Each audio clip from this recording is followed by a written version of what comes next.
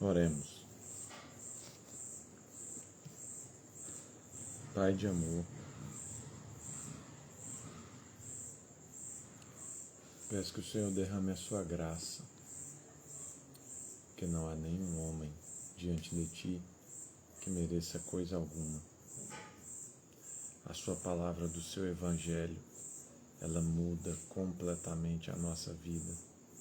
Ela nos transforma, ela nos guia e nos conduz para tudo aquilo que nós precisamos fazer e ir.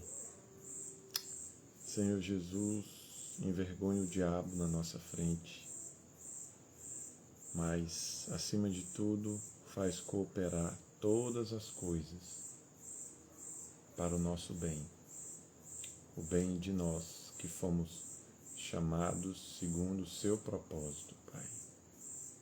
Assim seja, no nome de Jesus. Amém.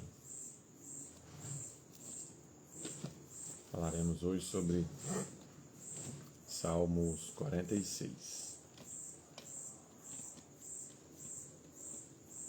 Se você vir aqui e ficar comigo, pode ter certeza que não é você.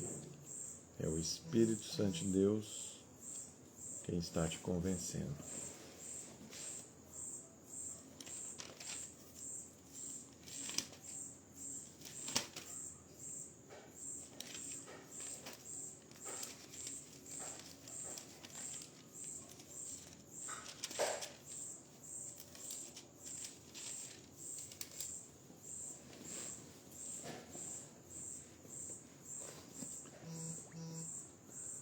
Para o mestre de música dos coraitas, para vozes agudas, um cântico.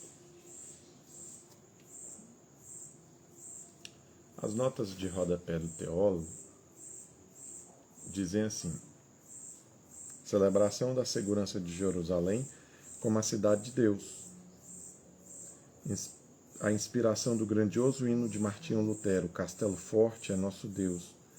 Quanto ao tema, este salmo tem estreita relação com o Salmo 48, ao passo que o Salmo 47 celebra o reino vitorioso de Deus sobre toda a terra. Provavelmente sua data é de antes do exílio, talvez o exílio babilônico. No entanto, como um cântico a respeito da cidade de Deus, a cidade real do seu reino na terra, permaneceu sendo Israel um cântico de esperança que celebra o triunfo seguro do reino de Deus. Era originalmente litúrgico e era cantado no templo. Os cidadãos de Jerusalém, ou o coral levítico que os representava, cantavam, segundo parece, a estrofe inicial e as respostas. Ao passo que o líder levítico da liturgia provavelmente cantava a segunda e a terceira estrofes. Na sua estrutura, a parte dos refrãos. O salmo é composto de 3 estrofes simétricas, cada uma delas com 3 versículos, quanto a outros salmos com refrões recorrentes. Título: para o mestre de música.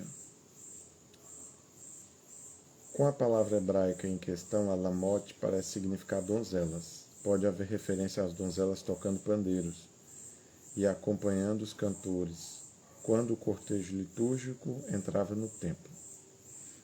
Bem, alguns salmos, eles são canções, como esse salmo aqui, né? Ele é também uma canção.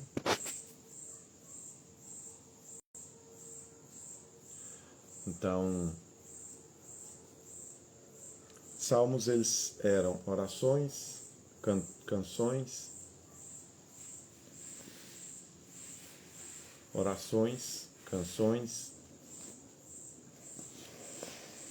e poemas. Nesse salmo diz assim: Deus é o nosso refúgio e a nossa fortaleza, auxílio sempre presente na adversidade ou no tempo de angústia. Isso é verdade. Eu, nesse exato momento, estou me sentindo angustiado. E o Senhor, Ele é o nosso refúgio, é o lugar para onde nós recorremos, para onde nós vamos até Ele.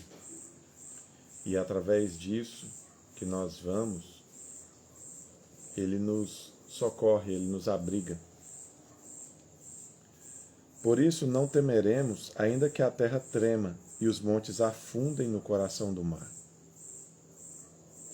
Veja que o Senhor, Ele é uma fonte de segurança tão grande, que ainda que o mundo desabe, que o mundo deixe de existir, nós não tememos. Quando? Quando estamos arraigados, enraizados no Senhor de tal modo que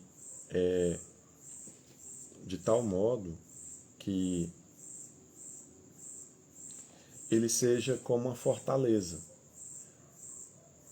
Hoje em dia a gente não usa muito essa expressão, né? Mas as fortalezas, elas eram lugares, né? De onde as pessoas entravam para se abrigar nas guerras. Era um local construído de maneira fortíssima, com o intuito de proteger dos ataques. Então, o Senhor, Ele é como uma fortaleza para aquilo que nos aflige, para aquilo que nos traz ansiedade, né? Ainda que estrondem as suas águas turbulentas e os montes sejam sacudidos pela sua fúria.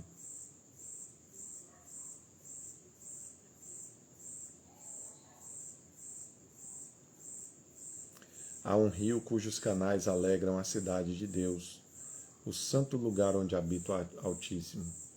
Esse rio é o próprio Espírito Santo. Há um rio, né, cujos canais alegram a cidade de Deus, o santo lugar onde habita o Altíssimo. Deus nela está, não será abalada. Deus vem em seu auxílio, desde o romper da manhã. Nações se agitam, reinos se abalam, Ele ergue a voz e a terra se derrete. O Senhor dos Exércitos está conosco, Deus de Jacó é a nossa torre segura. Venham, vejam as obras do Senhor, seus feitos estarrecedores na terra. Ele dá fim a guerras até os confins da terra. Quebra o arco, despedaça a lança, destrói os escudos com fogo. Parem de lutar e saibam que eu sou Deus. Aquietai-vos e sabei que eu sou Deus. Serei exaltado entre as nações, serei exaltado na terra. O Senhor dos Exércitos está conosco, Deus de Jacó é a nossa torre segura.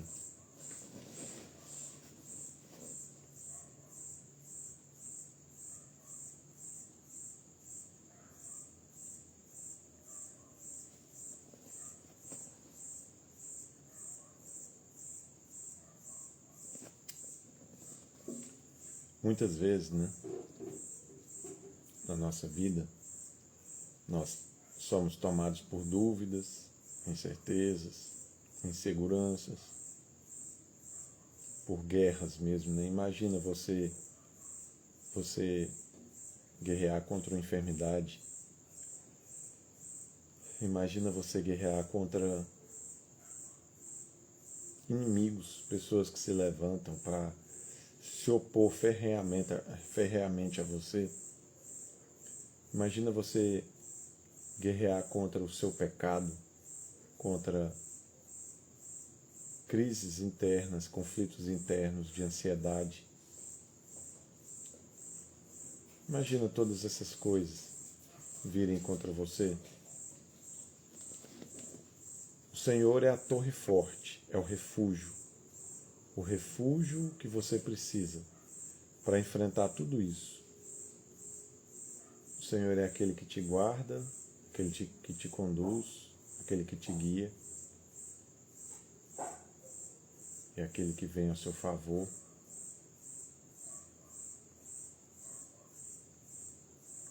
E ele diz aqui, parem de lutar e saibam que eu sou Deus, sabe?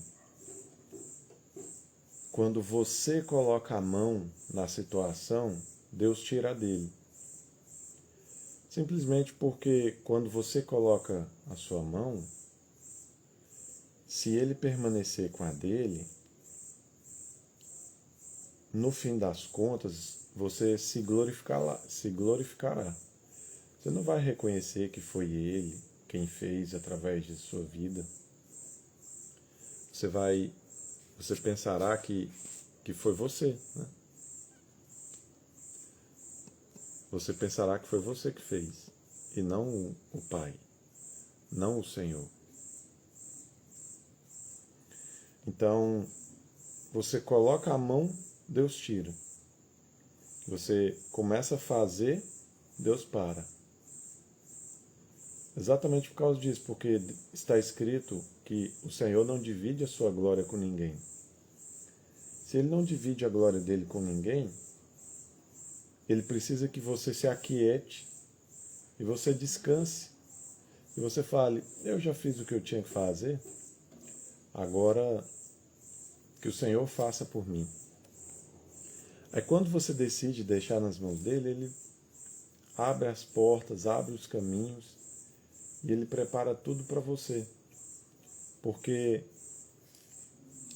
Exatamente porque só assim você vai no final louvar o nome dele. Enquanto você ainda pensa que você tem alguma coisa a ver com a vitória que ele te dá,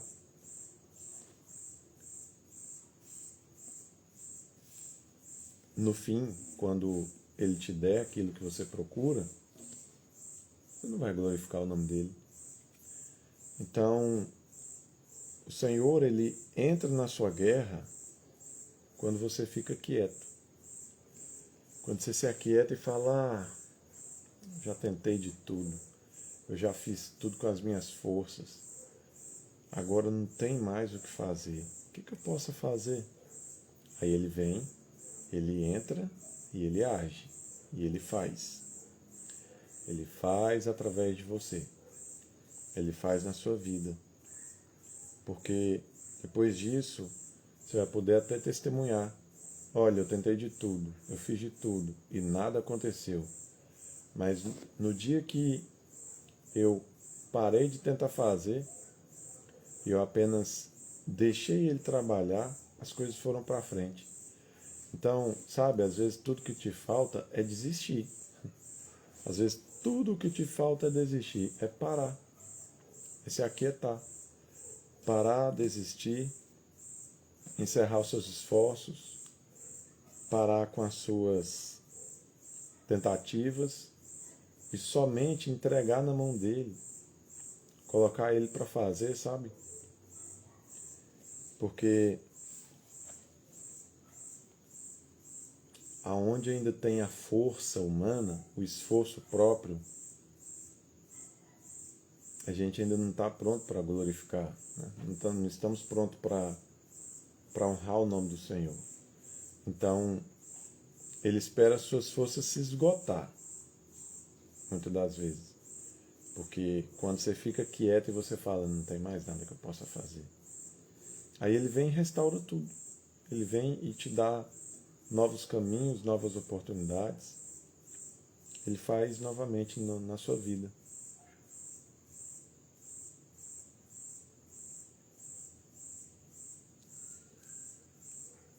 Aonde o Senhor está, o lugar não é abalado. Porque o diabo ele tenta o tempo todo abalar a nossa vida. Às vezes você tem expectativas que elas te tornam fraco, abalável. Às vezes você olha para o seu marido e você pensa, nossa, ele tinha que me amar mais, ele tinha que fazer mais isso por mim. Mas você não enxerga que você não pode gerar expectativas, esperança de receber algo de alguém, porque o ser humano não é bom, o ser humano é mau. Sempre que você espera coisas boas de gente ruim, e todos nós somos maus, você se frustra. E essa frustração ela se torna murmuração, reclamação. Mas por que existe essa frustração? Porque você pensa que merece. Você pensa assim, eu mereço ser amada.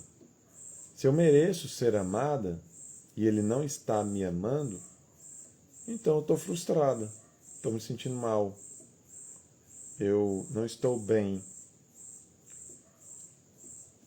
Mas conforme a palavra de Deus, nós não merecemos nada, a não ser a condenação. Então, tudo nos é dado de graça, pela graça. Logo, já que é assim,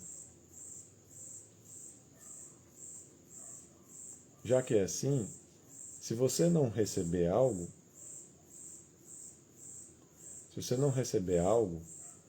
você ainda está no lucro, porque você não merece nada mesmo. Mas sempre que a gente coloca as expectativas,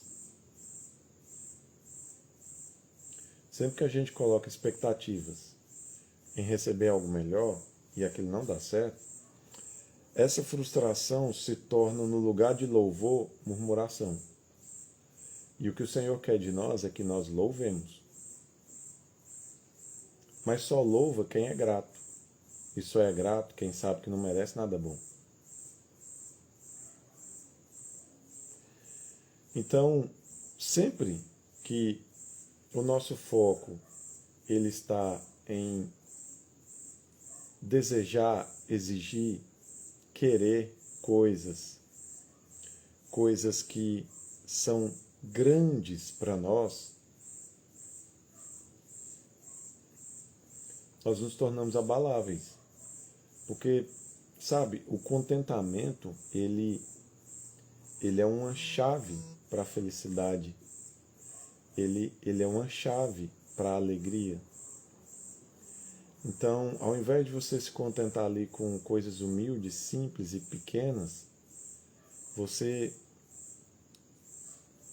perde, sabe, o seu tempo numa espiral assim de exigência sem fim, onde você sempre está exigindo mais e mais, querendo mais e mais, desejando mais e mais, de maneira que as coisas nunca se tornam suficientes, sabe, para você? Nunca se tornam suficientes e você se abala por causa disso. Enquanto que se você se contentasse com pouco, não estaria abalado. Então você vê dois tipos de pessoa. Um que se contenta com aquilo que recebeu e outro que está sempre desejando mais e mais e mais e nunca é o suficiente e ele sempre vive angustiado.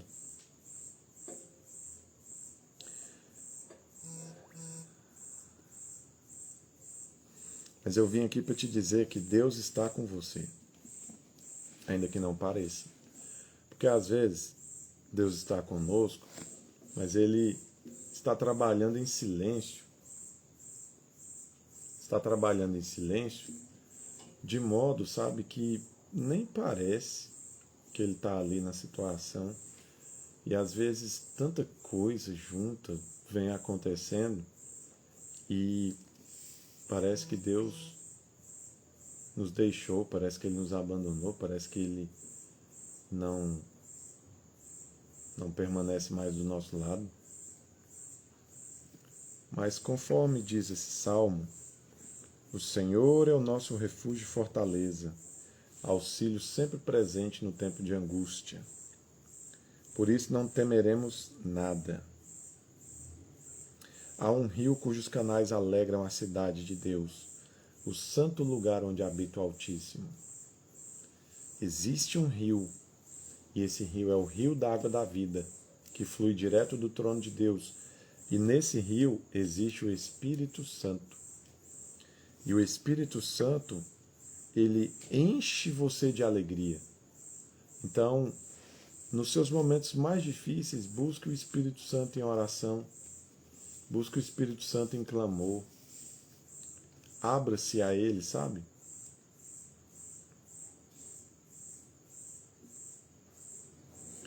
O Senhor Deus, Ele está na cidade dele, juntamente com o seu Espírito.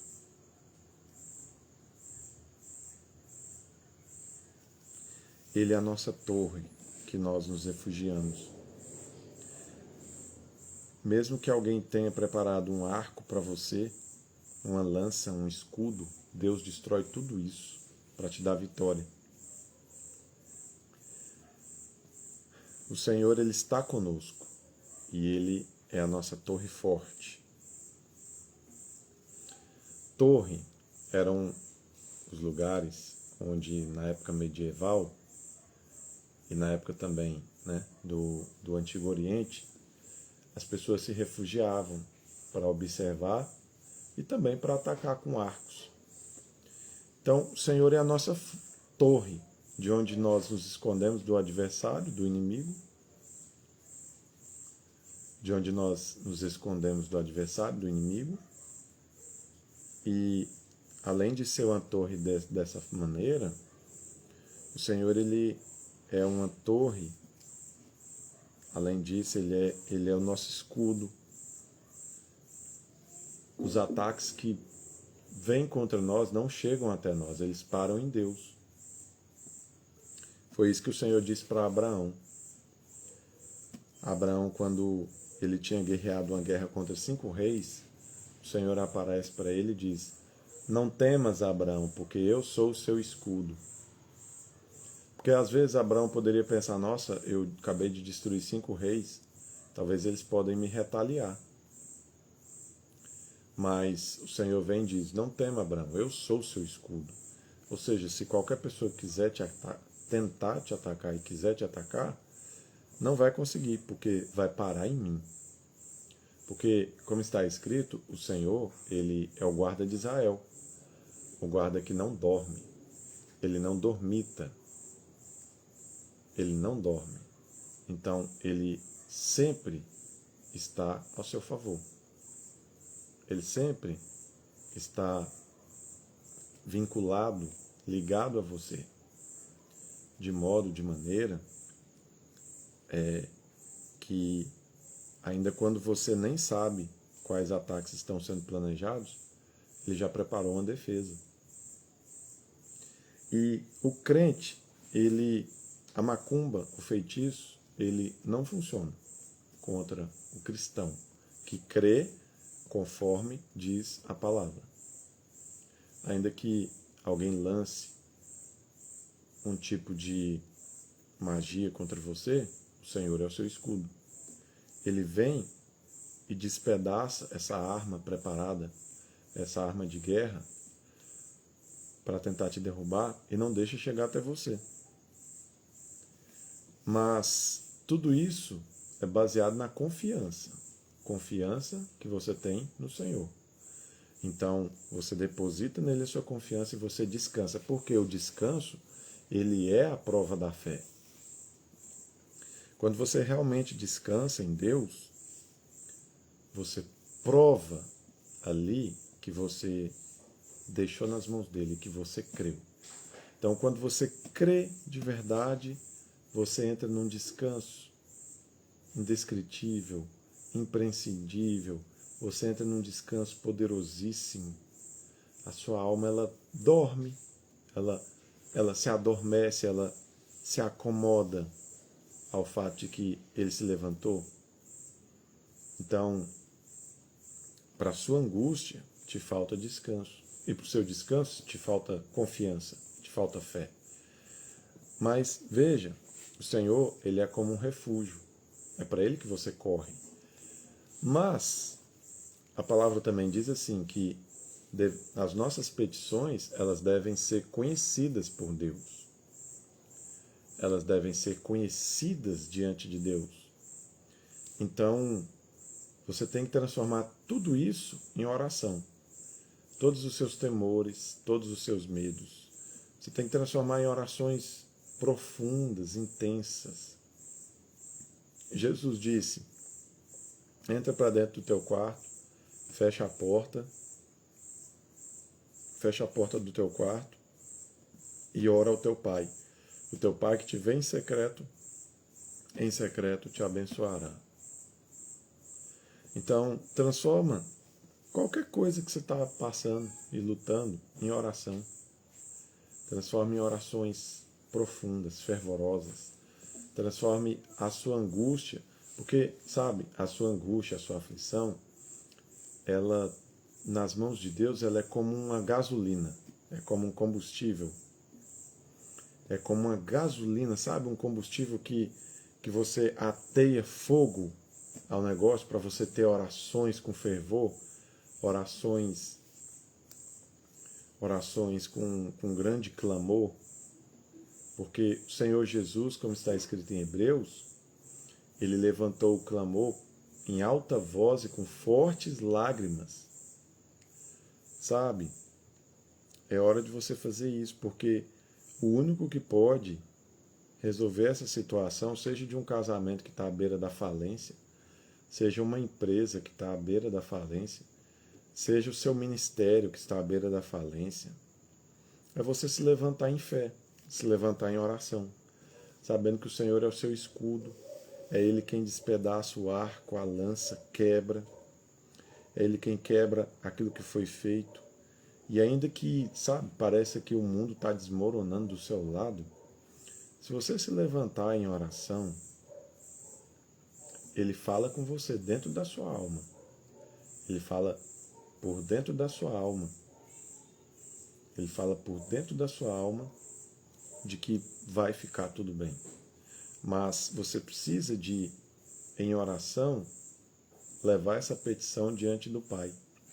Levar essa petição diante de Deus.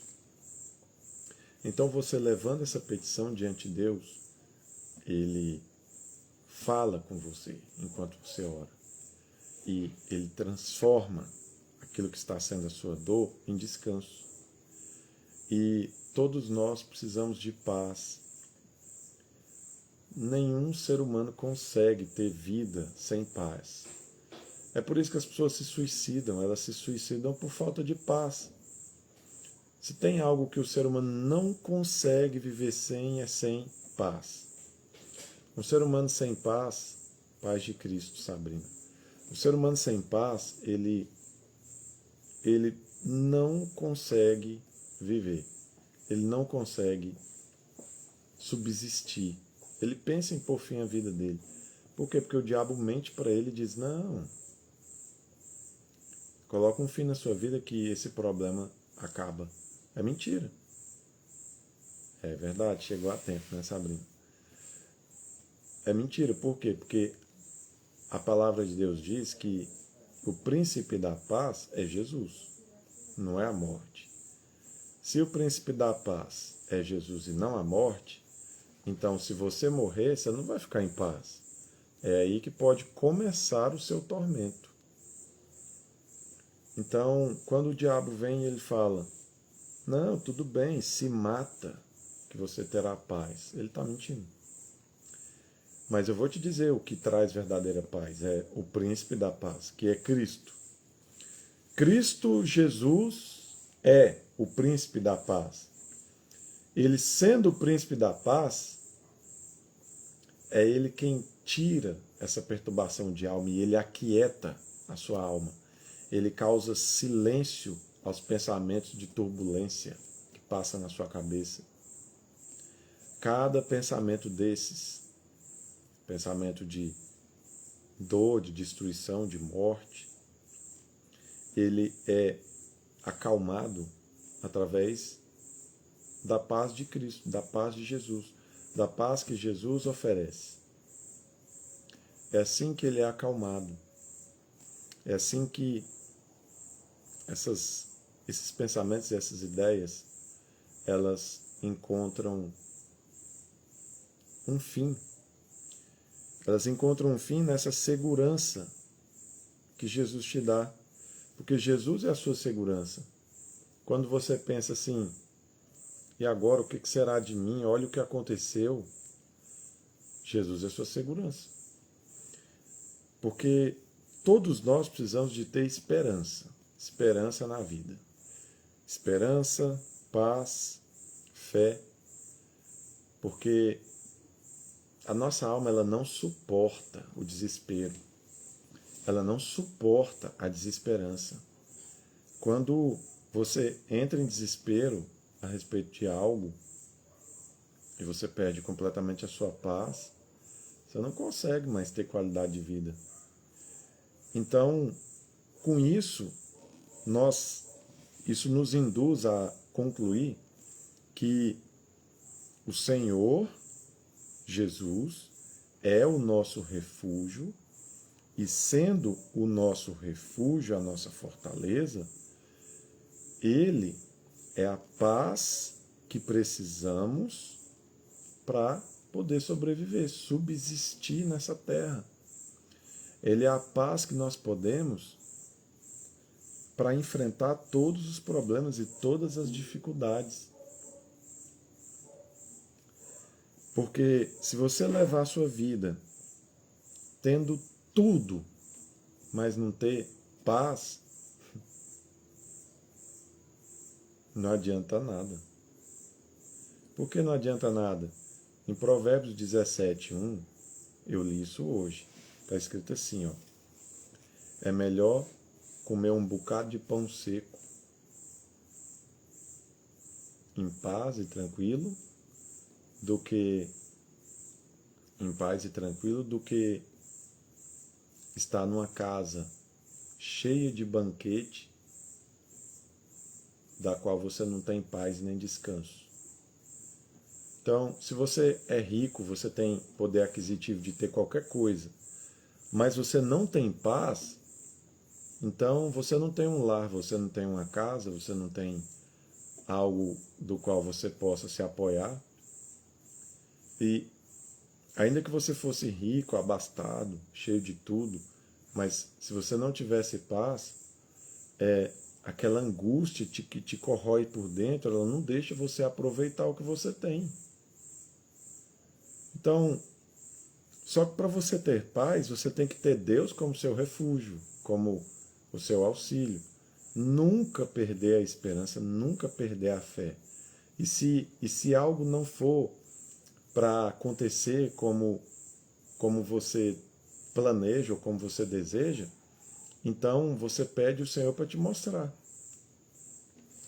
Às vezes, no passado eu tinha esperança de passar em um concurso público e ser bem-sucedido como concurseiro. E eu lutei por muitos anos, né, sobre isso, mas não foi como eu estava querendo. Mas eu passei no concurso, só que eu ganhava merreca, uma mixaria. Depois o Senhor me mostrou que o meu caminho é o caminho do empreendedorismo e não o caminho do concurseiro. E hoje eu tenho paz em ser um empresário, um empreendedor. Mas, o que acontece? Antes eu arrancava os cabelos da cabeça, no sentido figurado, né, de que eu precisava de ser um concurseiro bem-sucedido, para que eu tivesse tranquilidade, segurança. Porque ainda mais o homem sempre pensa como que ele vai prover, como que ele vai ter uma profissão, como que ele vai ter estabilidade. Então ele fica pensando como é que eu vou prover, como é que eu vou ter estabilidade, como é que eu vou isso e aquilo, né? E enquanto isso não se concretiza na vida dele, ele tem aquela aflição, né? Aquela angústia, aquela ansiedade. Só que essa ansiedade, ela é falta de confiança em Deus. Porque quando você confia plenamente no Senhor e no que Ele pode fazer por você, você se livra da ansiedade. Quando Deus vem e Ele diz para você sobre o seu futuro, sobre o quanto que Ele te ama, o quanto você é amado, e nós devemos apoiar não no quanto nós amamos a Deus, mas no quanto nós somos amados por Ele. Aí quando você se apoia no quanto você é amado pelo Senhor, isso te dá essa segurança, esse refúgio, essa confiança. E nessa confiança, nessa graça, você se sente seguro. E essas incertezas a respeito de futuro, elas somem, porque o Senhor em Cristo, Ele te deu toda sorte de bênçãos, todo tipo de bênçãos. Bênção de um casamento, bênção de uma vida familiar estável. Ele te deu bênção de você conseguir qualquer coisa.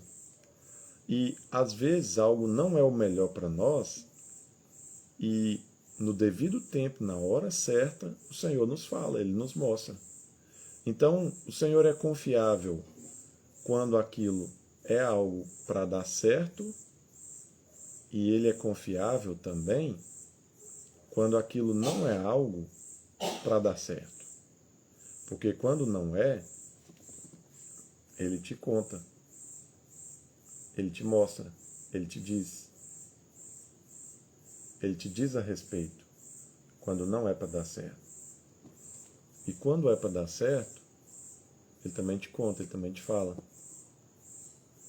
Então, por isso você sempre pode confiar. Você sempre pode confiar. Você sempre pode confiar. Porque se você está insistindo em algo que não está dentro do seu propósito, do plano que ele tem para você, você leve em oração e no tempo certo, ele revela isso para você e ele te mostra. E ao mesmo tempo ele abre a porta que você precisa para aquilo. De modo que você sempre fica em paz. Seja para um plano que você tem, seja para um outro tipo de plano, você sempre está em paz, você sempre está tranquilo. E o Senhor, ele endireita, sabe, os seus caminhos. Você confia no Senhor, você entrega a Ele, e Ele endireita, Ele aplana o caminho que você, a trajetória que você vai ter, o lugar que você vai pisar. Então, Ele é o seu refúgio, a sua fortaleza. E na hora da angústia e da adversidade, Ele é o socorro bem presente. O Senhor, quando Ele não vem de forma física, quando Ele não faz uma teofania é uma manifestação de Deus de forma física e visível. Quando Ele não faz uma teofania, Ele manda um servo dele, ele conduz uma pessoa para a situação para te socorrer, mas nós temos um Pai que Ele realmente se importa conosco. Por quê? Pela graça. Se é pela graça, já não é mais pelas obras. Se é pela graça, então não depende de você ser perfeito. Deus sabe que você não é perfeito. E é por isso que Ele escolheu te salvar em Cristo. Ele te coloca em Cristo e através de Cristo, agora, Ele te dá acesso. Acesso para que você desfrute de tudo aquilo que você precisa. E Ele passa a cuidar de você como um pai. E cuidando de você como um pai, todas as coisas que você poderia ter ansiedades, você pode confiar nas mãos dele, porque ele tem cuidado de você. Isso pela graça. Agora, se o pecado ainda fosse levado em conta, então ninguém poderia ter segurança nenhuma. Porque Deus olharia para você e veria seus defeitos. E ele falaria, como é que eu posso te abençoar se você é tão defeituoso? Mas é pela graça. Então, como é pela graça, agora você pode ter sua confiança de que Ele vai interceder por você, de que Ele te dará o favor que você precisa, a graça que você precisa. Nas notas de rodapé do teólogo diz assim: confissão triunfante de destemida confiança em Deus, embora os continentes se desfaçam, mergulhem para o fundo dos mares que ressurgem, embora a própria criação pareça ter ficado incriada e tudo parece estar sendo derrubado pelo ataque violento das profundezas primevas. Profundezas primevas, é a primeira vez que eu vejo essa palavra. A reviravolta mencionada talvez seja linguagem figurada para representar grandes ameaças à existência de Israel, especialmente da parte dos seus inimigos. No verso 4 ao 6 diz assim: descrição da Sião bendita, uma declaração consoladora da presença poderosa e sustentadora de Deus na sua cidade. Rio. Jerusalém não tem rio, diferente de Tebas, Damasco, Nínive ou Babilônia. Mas nem por isso deixava de ter um rio aqui. Aqui o rio serve de metáfora do derramamento contínuo das bênçãos de Deus, que sustêm e que refrigeram e que deixam a cidade de Deus semelhante no jardim do Éden. É verdade. Jerusalém, que era a antiga Jebus, que foi conquistada por Josué, ela é uma cidade que não tem rio. Mas frequentemente é dito sobre um rio que passa por Jerusalém. Isso é alegoria bíblica, é sentido figurado, não é literal, porque lá não tem um rio. Então, na verdade, esse rio que está sendo referido aqui não é um rio, é a presença do Espírito Santo. Você tem disponível a presença do Espírito Santo e você deve usá-la, porque é ela que faz você ficar em paz e segurança. E eu sei que se você ouvir essa live e crer nisso que eu estou te falando, do início ao fim, você vai ser inundado por uma paz que ela vem assim, e ela vem te dando conforto, esperança, expectativa, fé, e isso transforma você de dentro para fora. Isso é o que transforma você de dentro para fora. Isso transforma o seu dia. Há disponível para você um rio pela graça. Desde o romper da manhã, ou quando se aproxima a aurora, quando havia mais probabilidade de ataques contra cidades, o socorro divino faz raiar a aurora do livramento e dissipa a noite de perigo. Isso é no sentido figurado também. Então, desde o momento em que a dor é mais excruciante, desde o momento em que tudo é mais difícil, o Senhor está lá. Ele se levanta como o sol da justiça, aquele que traz clareza, traz brilho, traz proteção até você. Nações se abalam. O povo corresponde com alegria. No versículo 9, diz assim: não haverá mais ataques contra a sua cidade. O versículo fala provavelmente da paz universal. Isso é verdade. Jesus ele trará uma paz inigualável e universal sobre nós durante o futuro pós-apocalíptico, os novos céus e nova terra. E no versículo 10, a voz de Deus irrompe do meio quando ele se dirige às nações. O ponto culminante, parem de lutar.